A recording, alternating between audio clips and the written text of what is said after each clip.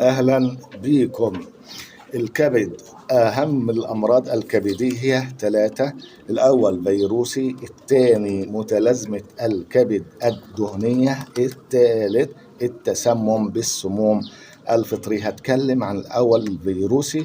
قبل ما أقول لك الكلام عن الفيروسي اعمل اشتراك ولايك. اشتراك ليه؟ علشان الفيديو يوصل لك وتستفيد من العلاج، ولايك ليه؟ علشان الفيديو يوصل لغيرك ويستفيد من علاج وتكسب ثواب. وتعالى اقول لك الكلام من البداية. الفيروسي الاعراض بقى: الكبد بيبقى متضخم شوية وبارز من اسفل عظمة الصدر، وعلشان ده مرض فيروسي بيبقى الإسهال أبيض شفاف وكاشش وخمول. العلاج بقى بيكون مضاد فيروسات بشري أو بيطري، وأنا معايا البشري هتكلم عن الاتنين. أدي موجود، أدي إيه اللي هو المضاد الفيروسي. أنا طبعا هستخدمه للحمام.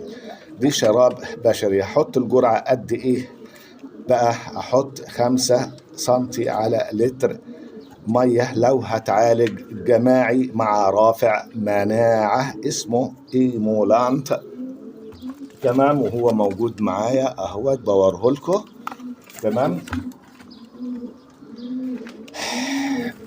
بحط طبعا الايمولانت 5 سنتي على لتر مية، ويفضل العلاج قدام الطير 8 ساعات في اليوم علشان يعمل مفعول ويستفيد الطير منه.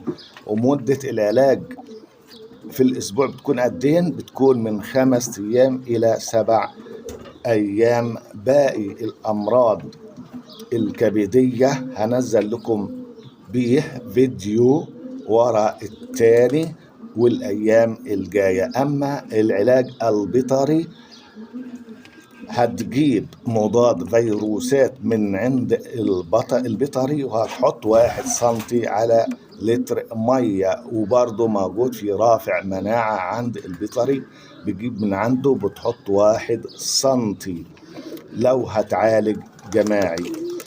وبكده أنا وصلت لنهاية الفيديو. اعمل اشتراك ولايك وأشكركم ومع السلامة.